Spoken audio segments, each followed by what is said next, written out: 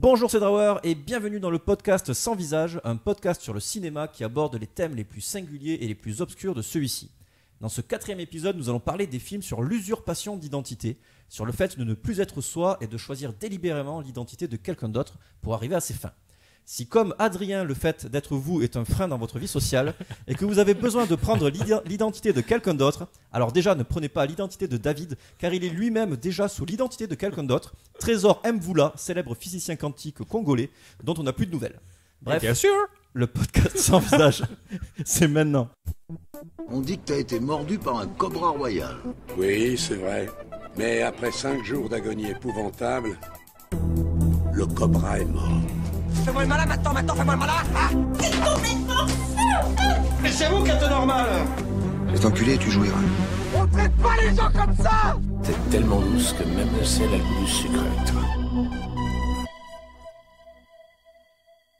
Oui, et donc je suis actuellement avec Aude. Bonjour. Comment ça va? Très bien, merci. Je suis aussi avec David. Yo. On s'en fout, comment tu vas? Ouais, on s'en fout. Ok. Et Adrien. Salut. Ça va? Bien, on a raté une blague, on aurait dû échanger nos prénoms, tout ça. Ah bon? Ah bah oui, c'est Dis vrai. bonjour à Aude. Salut, c'est moi. C'est vrai, c'est vrai.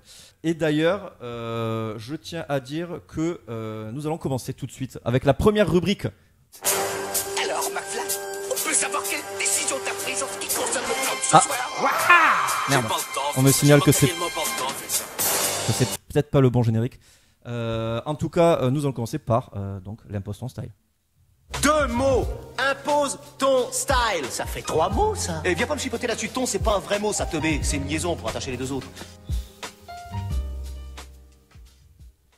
Ok, donc l'impose ton style, c'est. Alors là, je vois David qui était en train de faire le signe qu'il est en train de nager, qui n'a pas compris la blague d'avant. Non. En fait, c'est le générique de 2 heures de perdu, un podcast sur le cinéma. Ah, d'accord. C'est genre le podcast majoritaire, c'est- top ok. 1 de tous les tops. C'est ça. Donc c'est plus Ah connu oui, dans le oui, monde tu du l'avais podcast. fait écouter. Je vois que ça t'a vachement marqué. Ils les connaissent tous par cœur. Ok, donc on est dans l'impose ton style. L'idée, c'est que je vous impose 3 films, un dans les années 60-70, un dans les années 80-90 et un autre dans les années 2000. Ce mois-ci, j'ai bien fait mon taf. Comparé au mois dernier, je vous ai donné des bons films, enfin des bons films, donc les bonnes dates en tout cas. On avait Plein Soleil de 1960 de René Clément, on avait Tootsie de 1982 de Sidney Pollack, et on avait Appelez-moi Kubrick de 2005 de Brian Cook. Et on va tout de suite commencer par le plus vieux, comme d'habitude, Plein Soleil, donc de René Clément, 1960, avec Alain Delon, le beau, le vrai. Qu'est-ce qu'il est beau. Et donc, qu'est-ce qu'il est beau. Et donc, Adrien, peux-tu nous faire le pitch de Bien ce sûr. film, s'il te plaît? Alors, c'est l'histoire d'un vieux fils de. Non, vieux. Ouais, enfin maintenant il est vieux, mais à l'époque il était relativement jeune. Fils de riche américain qui doit se faire ramener chez lui par un chaperon qui est Alain Delon. Et sur la route, à mi-film environ, le film est un peu lent, mais ça commence à mi-film du coup, Alain Delon tue le jeune qu'il est censé chaperonner et essaie de prendre sa place. Effectivement. Très bien résumé. On est bien. Et donc, qu'avez-vous pensé de ce film, Aude? Alors, en fait, moi, je voulais pas le voir, il me donnait vraiment pas envie. Et finalement, je l'ai trouvé pas mal. Particulièrement à cause d'une réplique que j'ai entendue. À un moment, en fait, t'as Tom, Alain Delon, qui parle à la copine du gars qui doit ramener à San Francisco.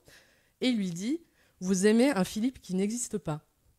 Et ça me parle parce que justement, ça annonce tout le film et ça veut dire plein de choses. Ça veut dire, déjà, même lui, le Philippe, il est même pas lui-même par rapport à sa copine. Enfin, il y a ce fantasme un peu, quand t'aimes quelqu'un, t'aimes jamais vraiment la personne que t'as vraiment en face. Et même cette personne en face ne sait même pas qui elle est.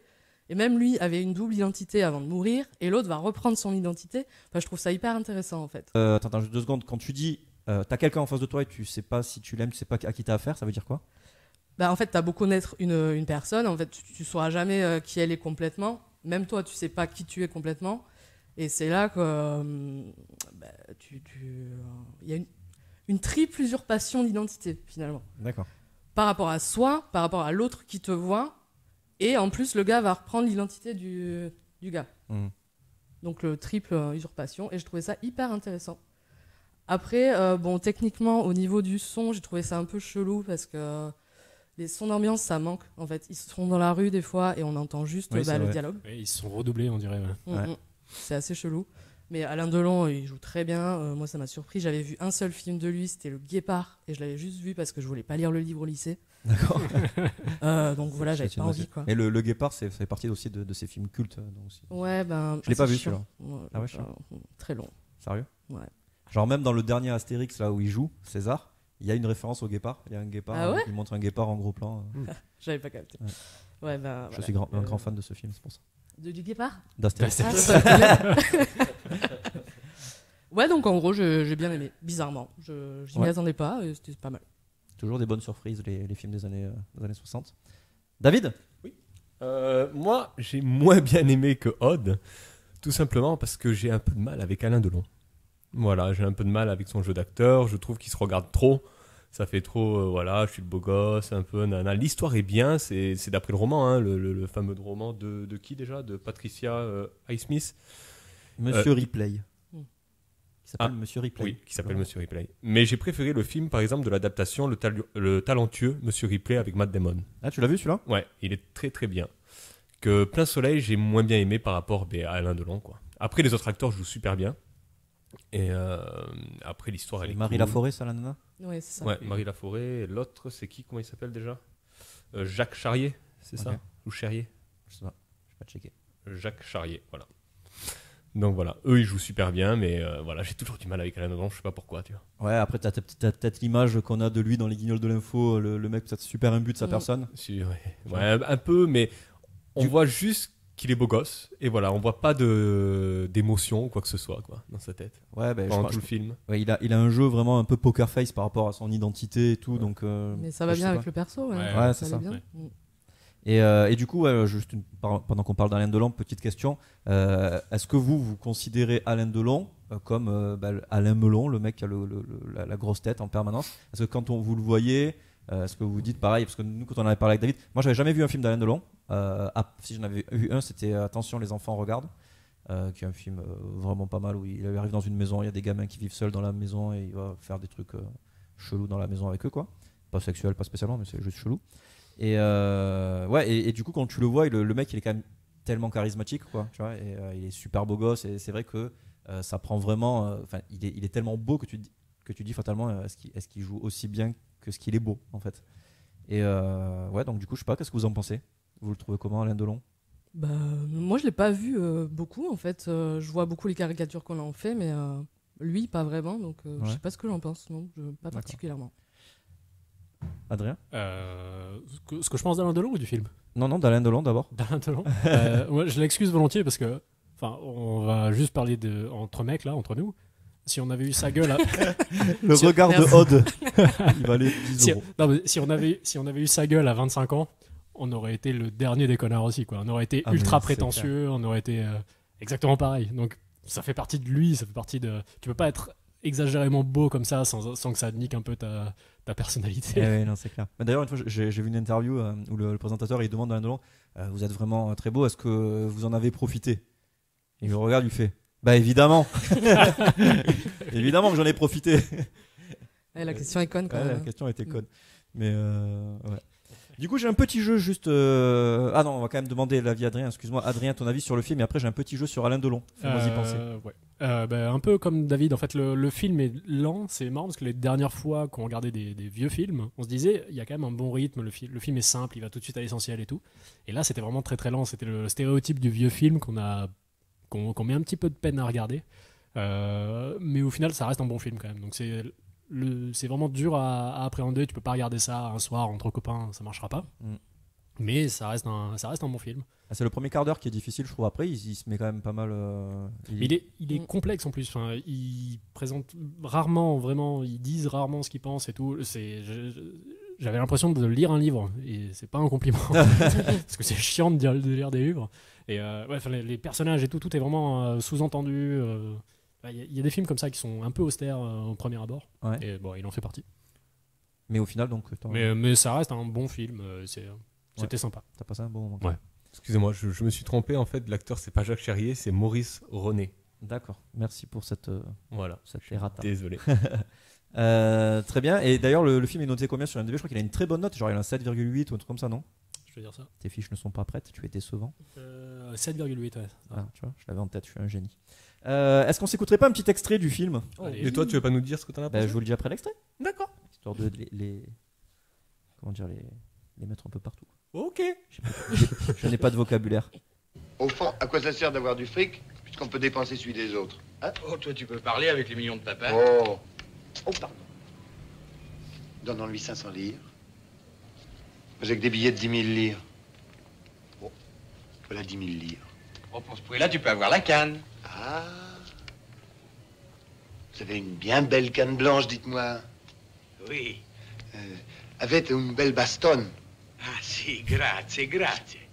Me la volete vendere? Ouais, donc le film se passe en Italie, je sais pas si on. Non, on l'avait pas dit. Et ouais, donc du coup, il y a des moments où ça passe en italien, et moi, j'avais pas les sous-titres, et je suis putain, c'est chiant, je comprends pas l'italien. Tu vois. Après, du coup, j'ai mis les sous-titres, c'était quand même bien mieux. Et ouais. Ce qu'on avait pas dit et qu'on entend un peu dans cet extrait, c'est que ce sont deux gros cons quand même, les deux mecs. Il croise un aveugle, il dit viens, on lui rachète sa canne, comme ça il est dans la merde. Oui, mais il lui rachète bien sa canne quand même. Ouais, mais c'est 20 000 livres. Ouais. Enfin, d'accord, ils auraient pu le frapper et prendre sa canne, mais ça reste quand même un truc de gros con de vouloir faire chier un aveugle sous prétexte de l'argent en disant tiens, tu peux pas refuser maintenant. Ouais. C'est ça. Tu C'est des petites vas racailles. rentrer en touchant les murs. Et après, ils la revendent quand même, c'est des génies, parce qu'ils la revendent à une petite nana qui passe par là, 30 000 lire. Après, ils la revendent Ouais, à la c'est nana vrai, qui c'est vrai. s'emballe 30 000. Et la nana, elle est contente. Très bien, donc du coup, je vais vous donner mon avis quand même, parce que ça vous intéresse fortement. Moi, j'ai vraiment bien aimé aussi le film, donc comme je vous dis, je l'ai regardé dans des conditions plutôt difficiles. Je rentrais de soirée, je me suis mis à minuit et demi, j'étais bien fatigué et tout. Donc j'ai quand même un peu piqué du nez à certains moments parce que voilà, il est assez long à se mettre en place. Le premier quart d'heure, je trouve qu'il est un peu compliqué, notamment cette scène de la canne, ça c'est dans les débuts. Il essaye de placer tout le fait qu'ils sont des roublards, des petits voyous et qu'ils ont le vice en eux. Et ouais, et après donc dès qu'il est monté sur le bateau, moi pareil, ils m'ont embarqué. Embarqué bateau, vous savez. C'est excellent. Et donc voilà, donc après je trouvais ça vraiment sympa. J'ai pas trop vu venir toute la suite et je trouvais que il y avait un certain suspense, il y avait vraiment c'est un film policier quoi, c'est un espèce de polar quoi. Et ouais, j'ai vraiment accroché et puis j'étais content de voir Alain Delon dans son bel âge parce que quand l'autre film que j'avais vu, il était déjà un peu plus âgé. Il a quand même plus de 80 piges maintenant Alain Delon, donc c'est quand même lui quand il va mourir, ça va faire du bruit quoi. Les gens vont se rendre compte qu'ils n'ont pas eu beaucoup de films de lui Ouais, non plus. on va enfin voir ses films quoi. Alors qu'il en a fait une chier quand même. Il y en a bien une quarantaine, je crois, un truc comme ça, voire plus.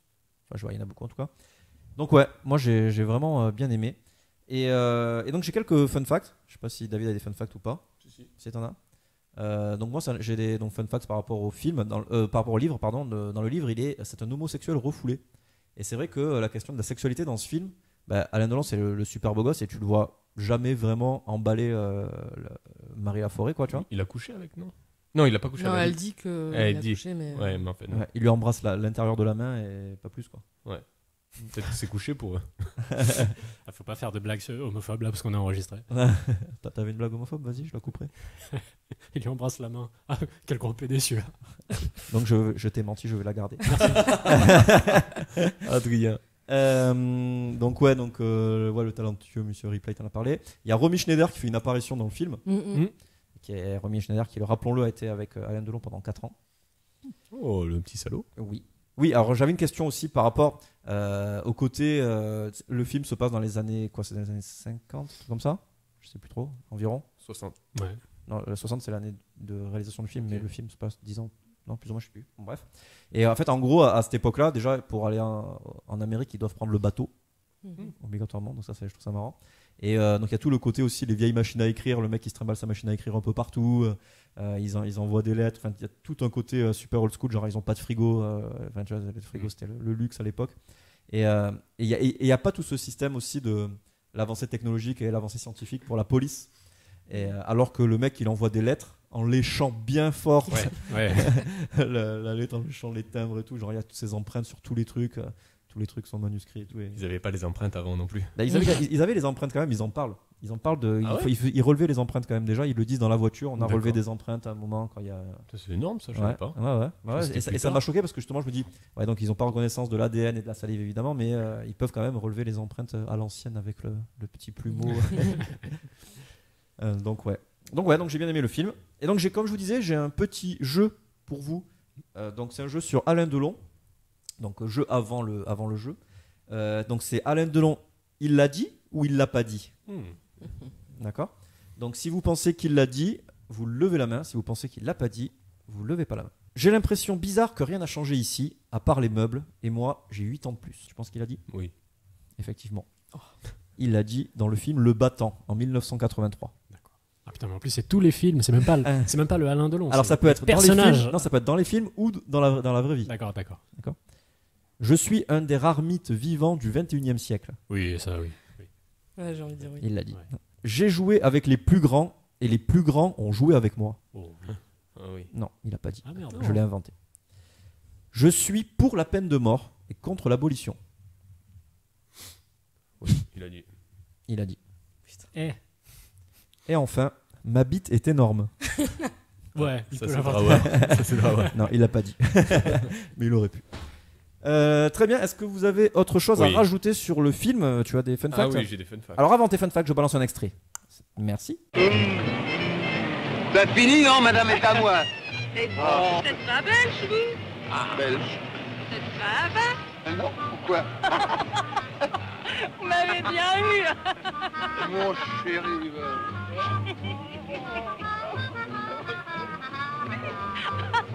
Quelle est bête. Mais quelle est bête. Vous m'avez bien eu, hein. C'était une autre époque quand même, parce que tu pouvais faire croire à une nana que t'étais aveugle, la peloter à deux en mode gangbang, et au milieu, quand elle s'en rend compte, elle fait « Oh, vous m'avez bien eu !» C'est ça. Et elle continue. Aujourd'hui, il va faire ça. Non. Il continue à l'embrasser, à Ça lui marche toucher plus. les seins et hop. Ça reste une belle époque. Hein. C'est peut-être. Allez, vas-y, balance tes fun facts. Alors, le rôle de Tom Ripley, il était destiné à ce fameux Jacques Charrier. Et du coup, Alain Delon devait faire le rôle de Philippe Greenleaf. Tu vois, celui qui meurt dans le bateau. Du coup, Alain Delon, ça ne lui a pas plu. Et le soir même, il est allé chez le réalisateur. Il lui a dit non, moi je veux le premier rôle. Oh. Le réalisateur lui a dit mais pour qui tu te prends, mon gars? Non, pas du tout. Ils se sont embrouillés, méchants. Et du coup, c'est la femme du réalisateur qui a dit mais mets Alain Delon au premier rôle, il est beau. Ok. Voilà. Ça, c'est un putain de fun fact de ouf. C'est tout ce qu'il faut en fait. Est-ce que Voilà. vous en avez profité de votre beauté? Oui, évidemment. Mais qu'est-ce que tu crois, putain? Mais ouais. C'est un truc de ouf quand même. Ouais, c'est clair. En même temps, elle a raison. Hein. Et après, comment il s'appelle le livre, tu m'avais dit? Le talentueux Monsieur Ripley.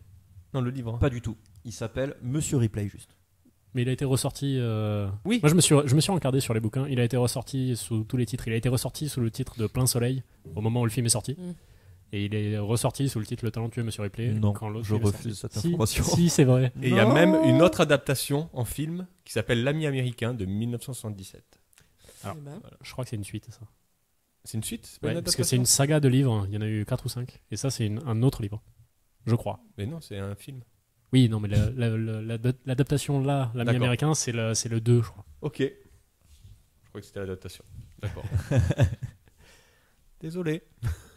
Ah, moi, j'ai un fun fact sur les livres. Ouais, je suis désolé, je me suis Tu encardé. nous casses les couilles avec tes livres. Ferme-la.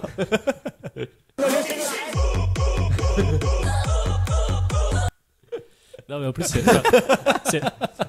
c'est une anecdote qui pourrait vous intéresser. C'est que dans les bouquins, selon les résumés que j'ai lus, dans toute la seconde partie du film, il se fait rechercher par la police.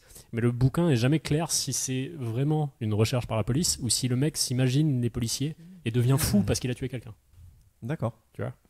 Est-ce que ça aurait pas été un meilleur film si on n'était pas sûr de la santé mentale du Clairement. mec? Oui. Voilà. Mais d'ailleurs, je crois que l'auteur du bouquin était un peu déçu de la fin du film, qu'on ne va pas spoiler, qu'a trouvé un peu trop consensuel. Je sais pas comment se termine le bouquin d'ailleurs, j'ai pas réussi à trouver l'info. Je le sais du coup, mais comme vous m'avez fait chier avec on s'en fout du bouquin, je vous le dirai pas. Ah, vas-y, dis-nous. Mais c'est gros. C'est la fin du film aussi, donc. Ah, ça ressemble aussi. Bon, ouais. mais ne nous dis pas alors. C'est la fin du film, sauf qu'on sait pas si c'est vrai, parce qu'il est d'accord. il est à moitié fou à la fin du livre. Donc on D'accord. sait pas si la dernière scène est une vraie scène ou pas. Ok. Et j'ai un autre petit fun fact. C'est d'après Marie Laforêt, celle qui jouait l'actrice dans le film. Elle a souligné l'inconfort qui existait sur le plateau à cause des deux acteurs, Alain Delon et Maurice René, parce qu'ils étaient prétentieux et méprisants. Sérieux? Ouais. Mais il a l'air cool pourtant, Alain Delon. Bah ouais, Franchement, à chaque fois que je vois ses interviews, il a l'air cool, il a l'air. Enfin, Ouais, mais dans les interviews, c'est normal. T'es Bah devant non, une mais caméra. Ouais, mais non, mais justement, il y a des interviews où il se la pète un peu, genre quand il parle des Japonais, si les Japonais devaient être un occidental, ça aurait été, ils auraient voulu être Alain Delon. Tu vois, comme ça. Ouais. Mais ça fait super prétentieux, c'est clair. Mais après, pour le reste de son discours, c'est sûr que si on prend une anecdote comme ça, alors que s'il faut, c'est vrai, quoi. Les Japonais, s'il faut, ils étaient vraiment tellement à fond sur lui, il a eu une carrière de ouf, le gars. Mais après aussi, je trouve le truc qui est marrant, je trouve que c'est qu'Alain Delon, il est un peu comme Jean-Claude Van Damme, tu sais, il a conscience que les gens le voient comme un mec qui se la pète, et du coup il en joue. Et dans ses films, quand il joue César, dans Astérix, il fait une punchline sur genre Ave moi ou des trucs comme ça, tu vois. Et dans les acteurs de Bertrand Blier, je parlerai de Bertrand Blier dans chaque épisode, ça c'est normal. Pareil, il fait un truc super méta où il dit j'ai joué avec les plus grands, j'ai joué avec Gabin, j'ai joué avec Lino Ventura, tu vois, et il se la pète aussi. Et je trouve ça vachement. Enfin, il faut quand même avoir du recul et du second degré pour faire des trucs comme ça, quoi. Tu vois, un peu comme Chuck Norris aussi. Peut-être qu'on le prend un peu trop au sérieux, en fait. Ouais, je pense. Moi, franchement, je trouve que ça a l'air un bon gars. Mais moi aussi, j'avais la vision aussi super biaisée par les guignols de l'info qui l'ont défoncé, les guignols de l'info en mode. Je sais pas, après je le connais pas personnellement, donc je peux pas te dire. Enfin, toi, quand tu regardes les interviews et t'en regardes plusieurs, tu sens que ça a pas l'air d'être un mauvais gars, quoi. Oui, mais non. Franchement, il devait y avoir une part. Mais pas prétentieux non plus, quoi. Pas spécialement. Il devait y avoir une grosse part de jalousie aussi, parce qu'un mec méga beau comme ça, qui vampirise complètement le cinéma français, tous les autres acteurs devaient le détester, tous les journalistes devaient le détester, ça devait être. C'est clair. Ok, très bien. David, c'est bon pour toi? Après, j'ai un autre petit fun fact où il y a 4 autres acteurs qui ont interprété Tom Ripley. Enfin bon, il y a Alain Delon, il y a Matt Damon, il y a John Malkovich, et il y a Barry Pepper. Ok. Voilà. Personne ne sait qui c'est Barry Pepper. Non, personne ne sait, bien sûr. Ok, très bien. On va passer au film suivant qui est Tootsie de 1982. Ah bah si, Barry Pepper, c'est le sniper dans Il faut sauver Soldat Ryan. Tu sais, celui qui fait un bisou sur la petite croix de Jésus qu'il a en pendentif et il dit sa petite fille. Donc nous allons passer à Tootsie. Tootsie donc de 1982, réalisé par Sidney Pollack avec Dustin Hoffman, Bill Murray et Jessica Lange. De quoi ça parle, Tootsie, Odd? Alors, ça parle, Tootsie, d'un acteur au chômage qui galère à trouver des rôles. Et après avoir accompagné sa pote, qui est aussi actrice, à une audition qu'elle a ratée, il se dit, merde, peut-être que je peux me déguiser en femme et avoir ce rôle. Et il va le faire et avoir le rôle. Effectivement. Voilà. C'est tout à fait ça. Et qu'as-tu pensé du film? Je voulais le voir, j'étais contente d'avoir l'occasion de le voir, et finalement, un peu déçue, je suis pas sûre. Il est simple, il est divertissant, ça va, c'est cool. Dustin Hoffman, il joue super bien, mais il est quand même très très cucu, très très cliché. Je m'attendais pas à ce qu'il y ait ce sujet de la femme là, à fond, quoi. Finalement, ça traite vachement de ça.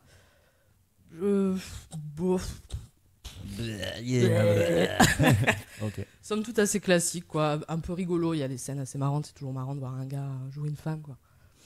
Mais bof. Ouais, ok. Adrien? Moi j'ai beaucoup aimé. C'est largement mieux que Mrs. Doubtfire. Voilà, je l'ai dit. Ouh. Ouais. Non, j'adore Dustin Hoffman. Je connaissais pas le film et c'est hyper bien. C'est vraiment, il y a une blague par plan quasiment. On dirait un film d'Edgar Wright où le montage est parfait, tout est hyper rapide et il y a des punchlines toutes les 5 secondes. C'est hyper bien écrit, hyper rigolo, hyper rythmé. Dis-moi une punchline rigolote. J'ai fait les découpages des extraits audio, donc j'en connais. Donc je peux en mettre une du coup. Ouais, vas-y. Dis-toi que pour un comédien, c'est aussi un extraordinaire défi que je relève. Tu sais quel est mon vrai problème? Les crampes. Sandy. Sandy. Et comment je vais lui annoncer qu'un homme lui souffle son rôle? Elle se serait suicidée pour un peu. Tu lui dis rien? Et le fric, je lui dis qu'il me tombe du ciel? Qu'est-ce que je vais inventer? Que je viens de perdre une cousine qui me lègue son blé? Oh mon Dieu, c'est arrivé quand? La semaine dernière. Et morte de quoi? De maladie. Alors, quelle coïncidence! Quelle est bête. Elle est bête. Okay. Alors, on voit le découpage parfait, du coup. Il y a des coupes là au milieu des dialogues et c'est tellement rythmé que c'est génial. Ok. David? J'ai surkiffé ce film. Bon, mais déjà par la présentation de Dorothy Michaels par Dustin Hoffman. Il a vraiment assuré. Après, j'ai bien aimé parce qu'il y a du rythme. C'est une bonne histoire. C'est les années 80. Et c'est un film féministe. Mais ouais, mais un film féministe des années 80, et ça, j'adore. Voilà.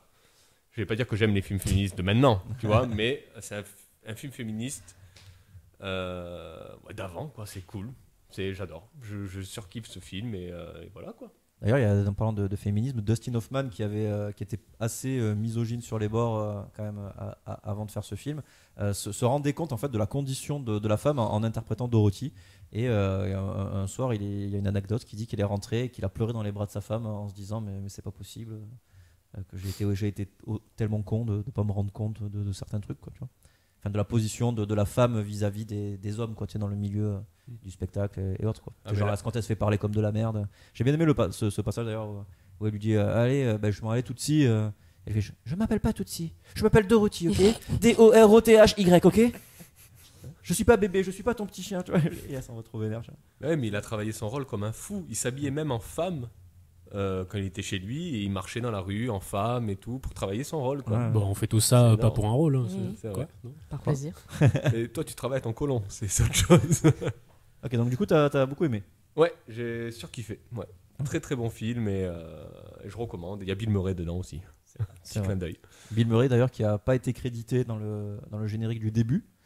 Parce que les films avec Bill Murray, en général, les gens se disent c'est un film avec Bill Murray, donc fatalement c'est Bill Murray qui va faire des blagues, qui va être rigolo. Et donc du coup, ils ont décidé de ne pas le mettre au générique de début. Ouais, c'est le réal qui a pas voulu en fait Bill Murray à la base, et c'est Dustin Hoffman qui a fait non, je le veux, il vient. Ah ouais. Et du coup, Bill Murray est venu, il a dit ok, je serai pas crédité, c'est bon. Ouais, parce qu'après Bill Murray, il a pas un gros impact sur le film non plus, du coup, il est marrant. Oui, mais il est ok. Et toi? Moi, j'ai un peu commode plus. Je préfère 100 fois Mrs. Doubtfire si je devais comparer. Après, je trouve que effectivement Dustin Hoffman c'est un très bon acteur. Il incarne vraiment bien Dorothy et tout. J'aime bien le côté méta du film, à savoir le film dans le film, quoi. Ils sont acteurs dans un film, ils cherchent des rôles, ils galèrent. Voilà. Et d'ailleurs, Dustin Hoffman, aussi encore un petit fun fact, c'est tous les rôles qu'il refuse dans le film sont des vrais trucs. Enfin, tous les rôles qu'on lui a refusés dans le film sont des rôles qu'on lui a refusés dans la vraie vie. Donc il a aussi pas mal galéré. Et voilà, donc il y a tout ce côté acteur, voilà, l'histoire d'acteur, et je trouve ça vachement intéressant en vrai. Ça, j'ai bien aimé. J'ai bien aimé voir Jessica Lange, actrice que je surkiffe. Qui était jeune. Qui a été jeune un jour, parce qu'on l'a connue dans American Horror Story, dans la série dans laquelle elle rayonne. Elle est fabuleuse. Oui, elle est très bien. Elle est tellement parfaite. Et là, ouais, c'est marrant, elle est toute jeune, toute pimpante, avec déjà pas mal de charisme quand même. Et donc, donc le personnage de Tootsie est amoureux d'elle. Et c'est assez poignant, c'est assez intéressant. Mais voilà, moi je trouve au contraire, je suis pas d'accord avec Adrien, mais dans le sens où je trouve que les blagues sont super éculées, sont pas spécialement drôles. Enfin, ça m'a pas fait marrer, quoi. Je trouvais ça assez feel good, c'est sympa, ça se regarde bien. Elle est pimpante, elle est marrante. C'est vrai qu'elle défend la cause féminine, elle se laisse pas marcher sur les pieds. C'est ça qui plaît à la ménagère de moins de 50 ans qui regarde la série. Mais c'est pas drôle, putain, moi ça m'a pas fait spécialement rire, quoi. Ouais. Vous avez pas trouvé que c'était un gros con quand même, le personnage principal, là? Ouais, si, clairement. Ouais. Ok. Mais, genre, il marche dans la rue, il passe à côté d'un mime, et il le pousse, et il s'en va. Ouais, non, ça c'est parce qu'il est énervé, mais... Mais tu fais pas ça quand t'es énervé, putain. Moi aussi, je fais ça tous les jours. Non, mais comment il traite sa copine, quoi? C'est un gros connard. Déjà, il lui dit pas qu'il a passé le casting, il couche avec, il en a rien à foutre, il la rappelle pas, il l'oublie.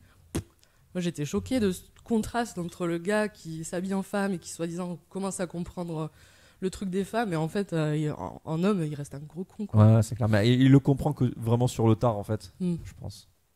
Il se rend compte. Quand il la ken, c'était avant qu'il se rende compte, clairement. Ouais. C'était vraiment les débuts. En fait. Mais oui, c'est pas bien de faire l'amour à des filles et de jamais les rappeler. Ne faites pas ça si vous nous écoutez vraiment. Fondez des familles. On s'écoute un deuxième petit extrait. Très court. Taxi! Taxi! Taxi! Allez! Voilà, donc là, ce gag est rigolo parce qu'en fait, elle a une voix de femme et en vrai, c'est pas une voix de femme, c'est une voix d'homme. Oui. Ce qui déclenche le rire chez Adrien. La VF fait mal quand même parce qu'en anglais, c'est beaucoup mieux. Ouais, c'est pas beaucoup mieux, c'est juste mieux, mais c'est pas non plus. Oh là là. C'est pas la folie, quoi. Juste, elle fait taxi, taxi. Taxi. C'est C'est plus marquant quand même. Ah, ah. Mais après, moi, ce qui m'a interpellé dans ce film, mais c'est ce que tu as dit, tu vois, c'est au début, c'est comment il s'appelle, Michael Dorsey, où il galère. Il est acteur, il galère. Je me suis reconnu là-dedans, tu vois. Ah ouais. Où il fait plein de castings, et on le refuse, et petit à petit, il se dit, mais merde, je tente le tout pour le tout, je m'habille en femme, rien à foutre. J'y vais, quoi. Ouais. Et il a fait, et c'est énorme, quoi. Ouais. Et voilà, je me suis vraiment reconnu par rapport à ça. Jusqu'où il faut aller pour faire sa place dans le métier du. C'est ça. film, quoi. S'habiller en femme, C'est quoi. peut-être pour pire, ça. quoi. C'est peut-être pour ça qu'il est con aussi. C'est ça. Tu préfères t'habiller en femme ou te prendre une grosse bite sur le front? Réponds. Ok, très bien. Est-ce que des petits fun facts? Sidney Pollack a joué dans Eyes Wide Shut. Donc, du coup, ça va faire une bonne transition pour la suite. C'est personnellement le premier film de Sidney Pollack que je vois. Vous en aviez déjà vu avant, vous? Non, je crois pas. Je crois que Network, c'est de lui. Je ne sais pas. Je crois que c'est de lui. Si c'est de lui, c'est très bien aussi, Network. Tootsie, c'était le nom du chien de la mère de Dustin Hoffman. Et le titre aurait dû être Would I Lie to You? Est-ce que je te mentirais? Si vous n'êtes pas bilingue. Dustin Hoffman a beaucoup regardé le film La Cage aux folles pour s'inspirer de ce rôle. La quote, alors je vais vous la dire en anglais. I was a better man with you as a woman that I ever was with a woman as a man. Elle est très compliquée, mais en gros, c'est une des 100 meilleures phrases de tous les temps par première. C'est tous mes fun facts. David, est-ce que tu en as d'autres peut-être? Mais que l'acteur s'est inspiré de sa mère pour le rôle de Tootsie. Ah ouais, aussi, sa mère et La Cage aux folles. Et après, t'es sûr que... Parce que je croyais que le titre du film, c'était le surnom de Dustin Hoffman donné par sa mère. Alors, c'est le surnom que lui donne le réal dans le film. Il l'appelle Tootsie. Ouais, mais Tootsie, je croyais que c'était aussi le titre, c'était le surnom de Dustin Hoffman donné par sa mère. Comme Ah il aussi, disait non, sur... Voilà, visiblement, on n'a pas les mêmes infos. Il va falloir tirer le vrai du faux de tout ça. Donc, nous allons parler du film Appelez-moi Kubrick de 2005, réalisé par Brian Cook, avec John Malkovich. De quoi ça parle ce film, David? C'est tout simplement l'histoire vraie d'Alan Conway, une simple personne qui se fait passer pour Stanley Kubrick.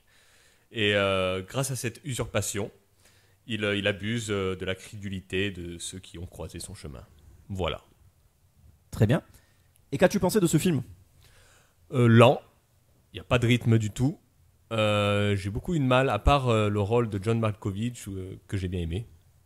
Il a assuré en jouant ce Alan Conway. Il joue super bien l'homosexuel, je trouve. et après, non, j'ai pas spécialement aimé, quoi. Aude? Moi, assez déçu aussi. Bon, peut-être pas à ce point de soporifique. Je trouvais sympa, mais en fait, j'ai trouvé ça bizarre qu'avec le nom Kubrick dans le titre, ce soit pas plus profond comme film. En fait, c'était hyper léger. Il y a beaucoup de fanservice, beaucoup de trucs auxquels on s'attend, finalement, pas mal de clichés, et du coup, moyen, quoi. Adrien? Pareil. Moi, il y a beaucoup d'ingrédients qui font que ça aurait pu me plaire. Ça parle de cinéma indirectement, ça parle de... Il y a John Malkovich, j'adore John Malkovich, mais la mayonnaise prend jamais, en fait. Le film dure 1h20. Là, je suis toujours très méfiant des films qui durent 1h20, parce que c'est la limite légale dans quelques pays pour être un long métrage. Donc, tu peux pas être plus court. Et en général, c'est des films qui n'ont pas grand chose à raconter, et ils étirent un peu la sauce pour le faire caler dans un long métrage. Et là, j'ai eu cette impression-là. C'est qu'il y a des scènes qui se répètent, il n'y a pas vraiment de. Il n'y a pas vraiment de sujet, non? Oui, c'est ça. Il y a rien qui lie le début à la fin. J'ai vraiment l'impression d'avoir vu un enchaînement de scènes qui, mises indépendamment, pourrait être une bonne idée. En disant, oui, bon, on met ça bout à bout, puis ça devrait passer. Mais voilà, la mayonnaise prend pas. Il y a des ingrédients qui sont bien, mais pour moi, ça m'a jamais emballé, en fait. Après, c'est quand même jusqu'où il va aller, en fait, avec ça, tu vois. Jusqu'où il va aller avec ses escroqueries et jusqu'où ça le mène. C'est un peu c'est un peu ça la ligne rouge, quoi. Un peu. Tu me regardes avec genre t'es désolé de pas avoir aimé. Un peu, ouais. Et pourquoi? Je sais pas, toi t'en as pensé quoi du coup? Eh bien moi je l'ai trouvé moyen en fait. Ni mauvais, ni soporifique, ni bien en fait. Juste ok, je l'ai regardé, je fais, bon ok. Effectivement, comme dit Odd, il y a beaucoup de fanservice, ils remettent les musiques de Kubrick, de tous ses films à toutes les sauces dès qu'ils peuvent, c'est un peu relou. Ils refont des plans un petit peu, des clins d'œil à Kubrick, vas-y Eyes Wide Shut, vas-y mon cul, vas-y. Donc ouais, parce que Sidney Pollack et Eyes Wide Shut, voilà, comme je disais tout à l'heure, ils sont étroitement liés, vu qu'ils jouent dedans. Et donc le Sidney Pollack connaissait Kubrick, donc aussi il sait de quoi il parle quand il réalise ce film. Alors je sais pas s'il connaissait le vrai Alan Conway. Tu dis Sidney Pollack depuis le début? C'est Sidney Pollack qui a réalisé ce film? Non, je dis Sidney Pollack, n'importe quoi. Non, c'est Brian Cook. Ouais, non, Brian Cook. Depuis je suis resté sur. Putain, faut que j'arrête d'attendre. Refais-la. Je la refais? Bon, c'est pas grave, ça arrive de se tromper. Oui. Non, je voulais dire Brian Cook en fait. Je suis resté sur l'ancien film. Tootsie. Donc oui, donc Brian Cook connaissait aussi parce que Sidney Pollack connaissait aussi Kubrick. C'est pour ça que c'était lié, c'est pour ça que je me suis embrouillé. Et donc voilà, donc il sait de quoi il parle. Et après, je sais pas s'il connaît Alan Conway, donc c'est comme si tiré d'une histoire vraie avec ce vrai escroc. D'ailleurs, je suis allé voir la tête. Je sais pas si vous avez eu la curiosité d'aller voir. Il ressemble pas du tout effectivement à Kubrick. Il ressemble quand même un petit peu à John Malkovich. Il a le côté et il est rasé et tout. Enfin, c'est un vieux quoi. Et donc il y a aussi ce côté qui est réel par rapport à la barbe, qui s'était rasé la barbe. Alors je sais pas si Kubrick s'était rasé la barbe à un moment donné de sa carrière, ce qui m'étonnerait. Mais voilà, donc il s'était rasé la barbe et c'était grâce à ça qu'il arrivait à faire croire aux gens qu'il était Kubrick parce qu'il s'était rasé la barbe. Et que à l'époque, les gens n'avaient aucun moyen de vérifier si c'était vrai ou pas. Donc, donc la performance de Malkovich, je l'ai trouvé cool. En général, Malkovich, je trouve c'est un acteur qui a tout le temps des choses intéressantes à proposer en termes d'acting qu'on voit pas trop ailleurs en fait. Il a vraiment son univers, il a vraiment sa patte et j'aime beaucoup. Et je l'ai vu d'ailleurs récemment dans un film Netflix avec Zac Efron sur le Ted Bundy. J'ai vu, ouais. Voilà. Et il joue juste un juge, mais il le joue trop bien, quoi. Juste un tout petit passage. Bon, bref, ça fait plaisir de le voir. Je trouve qu'on l'a jamais vraiment vu dans des très très grands films. Et en plus, il est tout le temps dans des trucs méta un peu. Ouais. Genre dans la peau de John Malkovich. Genre à un moment, il fait une référence à John Malkovich dans le film. Oui, c'était bizarre. Ouais. Voilà, c'était quand même assez rigolo. Donc film assez décevant, mais il y a des bons trucs dedans, c'est rigolo. Moi ça m'a quand même bien plu. Et c'est quoi les bons trucs? Les bons trucs, c'est Malkovich, hein, je trouve que c'est lui qui porte le film quand même. Voilà.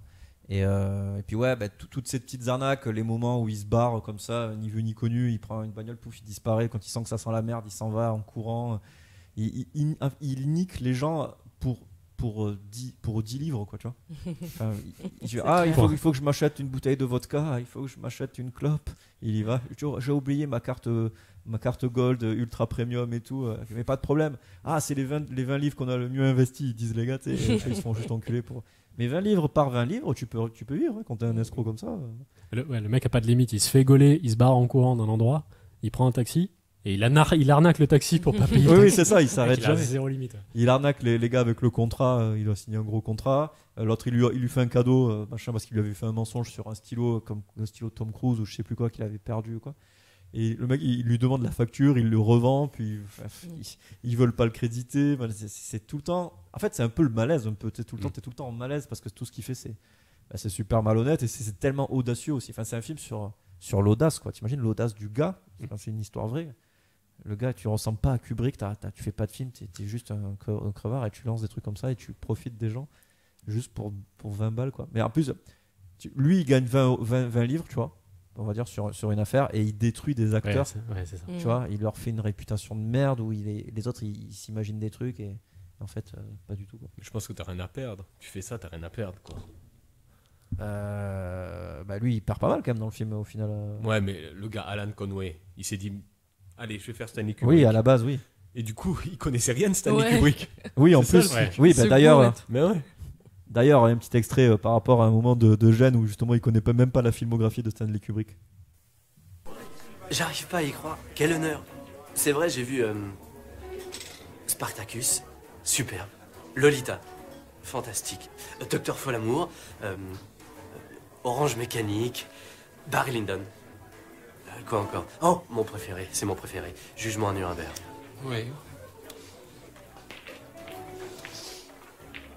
C'est étrange que vous disiez cela, parce que c'est un film qui a été compliqué pour moi. Vraiment compliqué, j'ai eu un tas de problèmes. Mais en fin de compte, on a réussi à s'en sortir. Absolument, ah oui. Oh, c'est troublant. C'est tout simplement troublant. Vous savez ce qui me trouble le plus dans tout ça, c'est que...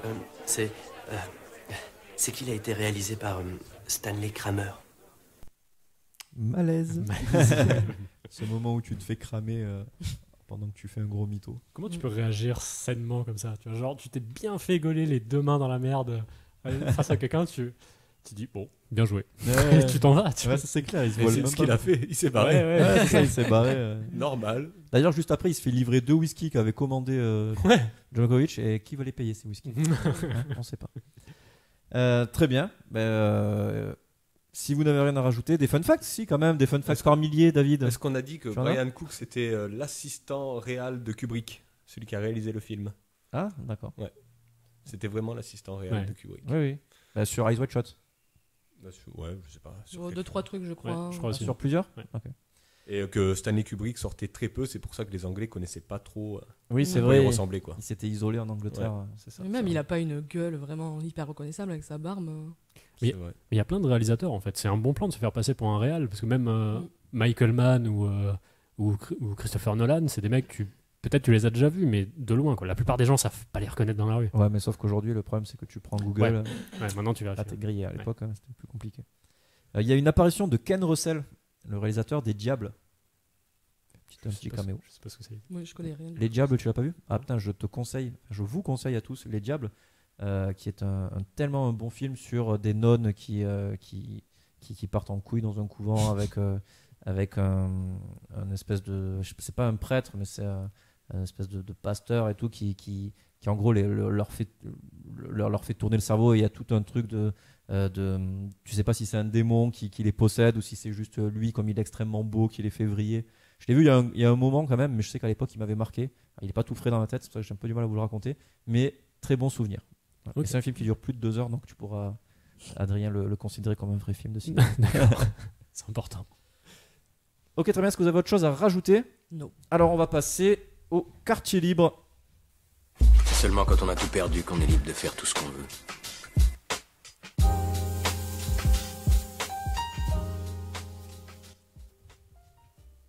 Donc dans le quartier libre, on va pouvoir parler de tous ces autres films ou séries télé qui parlent de l'usurpation d'identité. Donc est-ce que vous avez des références en termes d'usurpation d'identité? Et d'ailleurs, est-ce qu'on ne pourrait pas redéfinir un petit peu le terme vite fait de usurpation d'identité? Parce que dans Tootsie, c'est pas vraiment une usurpation d'identité en fait. C'est juste elle prend le rôle d'un personnage. L'usurpation d'identité à la base, c'est prendre l'identité de quelqu'un existant. Oui, mais elle prend le rôle d'un personnage dans de la fiction et dans la vraie vie. Donc c'est de l'usurpation d'identité. Non je sais pas, non, parce qu'en fait, le concept d'usurpation, c'est quand tu prends l'identité de quelqu'un qui existe déjà. Là, il a créé l'identité. Là, il a créé. Tu veux dire se faire passer pour un autre métier, par exemple? De faire croire que t'es juste réalisateur, sans parler de Kubrick, c'est pas une usurpation d'identité? C'est une usurpation de métier ou de... Je sais pas, je pense. D'accord. J'ai pas réussi à trouver plus d'infos, mais a priori, la définition de l'usurpation d'identité, c'est de prendre l'identité de quelqu'un de vivant pour faire des choses à sa place, à ses dépens. Donc alors on n'était pas dans le... On n'était pas dans le thème sur certains. Enfin, en fait, par usurpation d'identité, voilà, moi j'entendais juste prendre notre rôle que nous-mêmes en fait. Mais je sais pas s'il y a un mot pour définir ça. Voilà, je sais pas. Donc du coup, David, tes références? Du coup, non, j'en ai pas.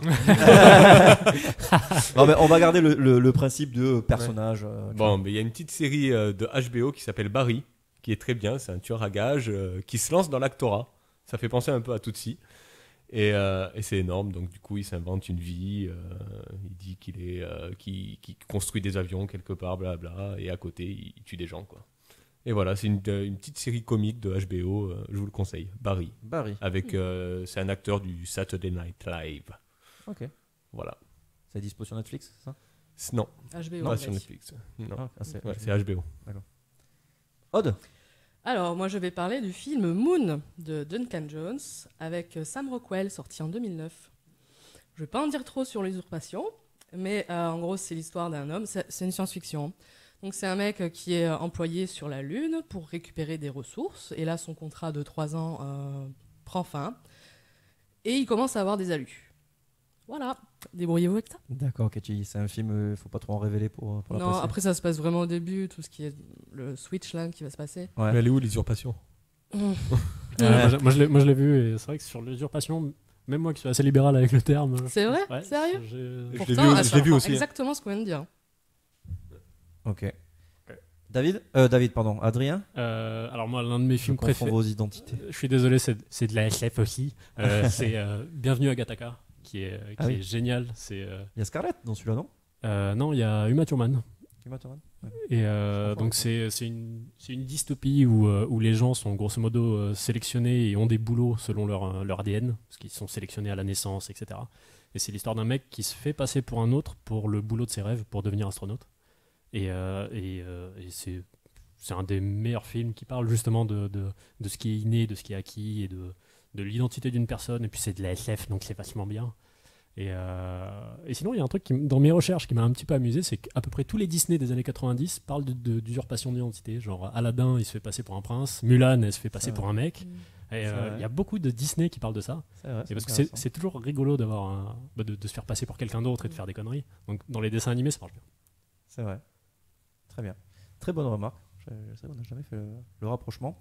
Alors moi, il y a un film que j'ai en tête, mais j'ai pas réussi à retrouver le titre. Donc du coup, je jette une bouteille à la mer. Allez, vas-y. Donc en gros, le pitch, c'est une famille qui avait perdu leur fils, genre qui avait été enlevé. Tu l'as ? Ouais. Je crois que c'est Le Caméléon. Le Caméléon. Je crois. Okay. Bon, je checkerai. Avec Jarod. C'est ça. Putain, qui se rappelle de lui, quoi. Oui. Et donc voilà, et en gros, le gamin revient à la maison genre 30 ans plus tard, enfin, ou 20 ans plus tard, adulte, quoi, et dit c'est moi. Et en fait, c'est pas lui. Et il revit dans sa famille comme si c'était lui, et c'est super creepy, quoi. Et ça, c'était vraiment très cool. Et sinon, dans les grands classiques, t'as parlé de Madame Doubtfire, que j'aime beaucoup. Il y a aussi Arrête-moi si tu peux, que je trouvais vraiment très bien. Très et bien. Volte-face, qui sont quand même des grands classiques. Ah, John Woo. Et qui sont quand même vraiment très cool. Voilà. Donc si vous retrouvez le titre du film que je vous ai décrit, n'hésitez pas à le mettre dans les commentaires si vous écoutez ça sur YouTube. J'ai revu Volte-face dernièrement. Et mon Dieu, que c'est de la merde. C'est Ah ouais. horrible. Il a mal vieilli. Et quand j'étais petit, je kiffais Volte-face, quoi. Mais là, oh là là. Ah ouais, sérieux. J'aime lécher les petits abricots. Ouais, Dégueulasse. Oh, putain. Ah, si c'est pas Le Caméléon, le tien, c'est un film avec Famke Janssen, la Jean Grey des vieux films X-Men. Du coup, dans la filmo, il doit y avoir un film qui s'appelle comme ça, Le Caméléon ou The Changeling ou un truc comme ça. Ouais, bah, ça me dit rien. Donc, bien aimé. le titre ne me parle pas. Très bien, est-ce que vous avez autre chose ? Tu peux faire plus de bruit avec ta bouteille, David, s'il te plaît. Ok. Est-ce que vous avez autre chose à rajouter sur les films d'usurpation d'identité, puisqu'on est encore dans le quartier libre ? Moi, je vais encore me faire engueuler parce que Vas-y. c'est pas vraiment dans les clous. Moi, j'avais envie de parler de Twin Peaks, mais je me suis retenue parce que je préfère en parler plus tard. Je vais vous faire chier avec ça. Twin Peaks ? Ouais.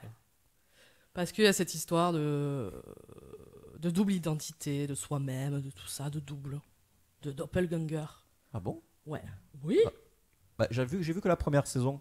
Ah, regarde la troisième. Je vous conseille à tous, pas même la si deux. vous avez rien vu, regardez la troisième. C'est pas grave. Les puristes vont me faire chier, mais c'est pas grave. La troisième est merveilleuse. Ah ouais ? Ouais. Non, mais la 2 est universellement détestée, donc là, il n'y a pas aucun problème avec la 3. Hein. C'est vrai, la 2 est pas aimée. C'est de la merde, c'est horrible. Elle est bizarre, elle est coupée en deux parties, la 2. Ah ok. Mais on peut passer de la 1 à la 3 sans problème. Non, je pense pas. En même Moi, temps, c'est Laura Palmer qui s'appelle, non, la meuf ? Ouais. Je sais même pas qu'est-ce qui lui est arrivé au final. Il n'y a pas la réponse dans la. Bah, elle est morte. Oui, ça, d'accord, mais comment ? Qui ? Pourquoi ? Non, mais justement, dans la saison 2, ils savaient pas trop s'ils allaient continuer ou pas. Ça, tu vois dans le film. Et la chaîne a imposé de donner la solution tout de suite au milieu de la saison 2, voire au début de la saison 2.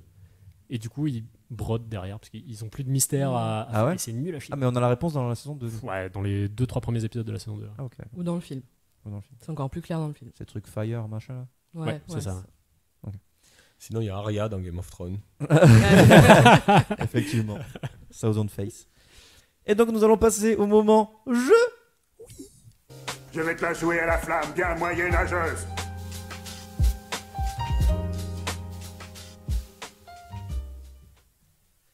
Alors, du coup, je vous ai préparé un petit jeu, une fois n'est pas coutume, dans lequel je vais prendre l'identité de personnalités du cinéma. Et je vais vous lire des répliques de films avec ces personnages. Donc je vais faire des imitations dégueulasses. Et vous allez devoir retrouver donc qui j'imite et quel film j'imite. Sachant que, par exemple, si je fais n'importe quoi, je fais une imitation de Brad Pitt et que je parle de Satan au Tibet, c'est pas obligatoirement, les deux ne sont pas raccords. Je peux très bien faire Brad Pitt qui fait la soupe aux choux, par exemple. Et nous, on doit trouver le comédien. Je dois trouver le comédien et le film. Et je parie qu'il y a Eddie Murphy là-dedans. Tu dois trouver le comédien et le titre du film. Ouais. Ne fais pas Eddie Murphy. Pourquoi il y aurait Eddie Murphy? Je sais pas. Parce que tout le monde fait Eddie Murphy. C'est faux. Bon, le mieux, c'est que ce qu'on va se dire, c'est que je lis l'intégralité de mon extrait. À la fin, vous faites vos propositions et on voit si vous êtes raccord ou pas. D'accord. Ok. Allez, c'est parti. Aujourd'hui, c'est le jour de mon 111e anniversaire. Ouh, mais hélas, 111 ans fut un temps trop court à passer en compagnie de ces excellents et si admirables êtres. Je ne peux... je ne connais pas la moitié d'entre vous autant que je voudrais. C'est le Seigneur des Anneaux? Oui. C'est la gêne du Seigneur des Anneaux? Et c'est... Jackie Chan? C'est Bilbo. Enfin, Ah, non, c'est pas Jackie Chan, c'est son collègue. C'est Bruce Lee. Bravo. C'était une imitation de Bruce Lee. Merci. Arrêtez. Donc tu il y a fait ça par rapport à la bande-annonce du dernier Tarantino. Pas du tout. Ah si, c'est vrai qu'il y a Bruce Lee dedans et je pense qu'il a dû m'influencer. Très bien, donc un point pour Adrien, un point pour David. Extrait suivant, je vous propose ceci. Je veux te dire, j'ai tout ce qu'il me faut ici avec moi, ma couille. J'ai de l'air dans les poumons et quelques feuilles blanches pour travailler. J'adore me réveiller ma couille le matin sans savoir où ce qui va m'arriver, je vais me rencontrer ou je vais échouer. Gérard Depardieu. Oui. Et le film que je citais? Je sais pas. Je continue sans limitation. refais le chinois. Il y a quelques jours, j'ai dormi sous un pont et aujourd'hui, je suis ici, sur le plus grand du monde. Oui, c'est Titanic. Oui, bravo. J'offre le point à Adrien. Fait 2-2. Odd, il faut se réveiller. Mais arrêtez, merci. Alain Delon sort de ce bord. Donc pour le prochain, vas-y, entre dans ce sac de couchage. Vite. Non, mais tu me prends pour un Twix ou quoi? Stallone. Oui. Bravo. Et quel film? C'est ça le truc. Avec Stallone, j'avais trouvé des rênes, mais c'est le film. Un sac de couchage. L'acteur qui joue dans ce film, lui aussi fait de l'usurpation, mais de blagues. Gad Elmaleh. Ah merde, putain, ouais, d'accord. Mise à prix? Non. Un film avec Gad Elmaleh. Allez-y. Chouchou. Bravo. Bien, 2 direct. 2 points d'un coup. Bim bam. On se réveille ou pas? J'ai pas vu cette daube. Le public est en délire pour Rod. Arrêtez. Merci. J'ai pas vu Chouchou. Tu as pas vu Chouchou? Non. Tu as de la chance. Merci. Ok. Ne fais plus jamais ça. Donc pour le prochain.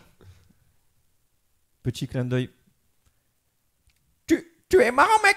Faut que tu m'expliques là. Eddie Murphy. On a dit qu'on attendait la fin, putain. Je suis peut-être à la masse, mais je suis marrant comment là? Je suis un clown, mec. Je t'amuse. Je suis là pour te la faire taper par terre, là, mec. Ça y est, Les Affranchis? Oui. Bravo. Donc un point pour David, parce qu'il l'a annoncé avant même que je le fasse. Oui. Il le savait dans mes yeux. Et... Oh, elle est rageuse, Aude. On l'applaudit pour ça. Arrêtez. Et c'est terminé. J'ai fait toutes mes imitations. Je voulais caser François Mitterrand, mais François Mitterrand n'a pas joué dans des films. Mais attends, il y a une égalité là. Il n'y a pas un petit dernier? Eh ben non, c'est tout ce que j'ai. Parce que Aude, elle a perdu. Et je t'emmerde. Elle a perdu comme une bouseuse. Attends, mais Drawer. Vous êtes sur le podium. Drawer à 0 points, je le rappelle. C'est vrai.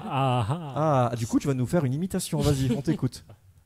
Moi j'ai des pommes. Bravo. Je suis nul en imitation. C'est très dur. Je m'en suis rendu compte parce que là. Mais moi aussi, je m'entendais faire des imitations et j'avais le cafard. De ouf. Très bien. Eh bien, écoutez, on va en rester là pour aujourd'hui. Merci à vous. Je vais vous annoncer quand même avant de partir le thème de la prochaine émission. Roulement de tambour. Ce tambour était vraiment nul à chier. Et donc, ce sera un épisode sur les films sur la paranoïa. Paranoïa. Arrêtez, c'est chiant. Et donc, les 3 films seront Blow Up. Tout seul, c'est très bizarre, Adrien, mais continue, j'aime beaucoup. De 1966, de Avec Michelangelo John Travolta. Antonioni. Vous l'avez vu? Oui. Ça va être John Travolta. Putain, vous l'avez déjà vu? Non, c'est pas celui-là, c'est le. Ah, c'est l'autre. Je confonds avec Blowout. Ouais. De Palma. Ah oui. Non. Donc, vous l'avez vu tous les deux? Oui. Très bien. Bon, on sera les Ouais. deux pimpins qui... Mais parce que c'est un film important apparemment pour la culture cinéphilique. Ouais. Voilà.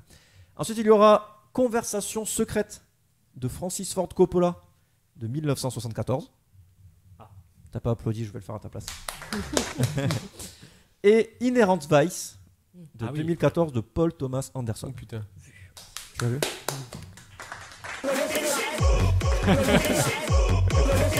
J'arrive plus à l'enlever. Voilà, est-ce que ça vous convient le thème, David, toi qui râles tout le temps, tous les mois, tous les jours des thèmes que je donne? Ça va, Oui, ça? ça me convient, super. Bon, très bien. Eh bien écoutez, merci à tous les trois pour cette émission ô combien fabuleuse. Nous n'avions pas d'invité aujourd'hui, mais nous en aurons un probablement le mois prochain. On ne sait pas encore qui c'est. On se tâte. Qui c'est qu'on pourra inviter? Vous avez des idées? Michel Leb. Michel Leb, on va le contacter. C'était une imitation de Michel Leb, là, la vache. Mais en même temps, quand j'ai fait une imitation de Bruce Lee, on était sur du Michel Leb 2.0 quand même. Hein, on était sur quelque chose comme ça. Très bien, on voulait aussi remercier les studios Live My Studio et les radios Not Your Fan My Radio de nous avoir accueillis dans leurs jolis locaux. N'hésitez pas à aller voir leur site. Si vous avez aimé la vidéo, j'allais dire, mais le podcast, tout simplement, vous pouvez nous retrouver sur Spotify, sur iTunes et sur SoundCloud. N'hésitez pas à aller nous mettre une bonne note, tout simplement, sur iTunes, parce qu'on peut mettre des petites étoiles. Je sais pas trop comment on fait encore, j'ai pas essayé. Ouais. Il paraît que c'est important, allez-y, C'est important. mettez des étoiles. Dans le doute, faites-le. Et puis voilà, vous pouvez aussi vous abonner donc sur SoundCloud et Spotify. On peut s'abonner partout. Faites-le. Ça y est. On vous suit, on vous regarde. Merci à tous. Merci. Au mois prochain. Bisous. Bisous. On dit que t'as été mordu par un cobra royal. Oui, c'est vrai. Mais après 5 jours d'agonie épouvantable, le cobra est mort. Fais-moi le malin maintenant, fais-moi le malin. T'es complètement fou. Mais c'est vous qui êtes normal. Cet enculé, tu jouiras. On traite pas les gens comme ça. T'es tellement douce que même le sel a le goût du sucre avec toi.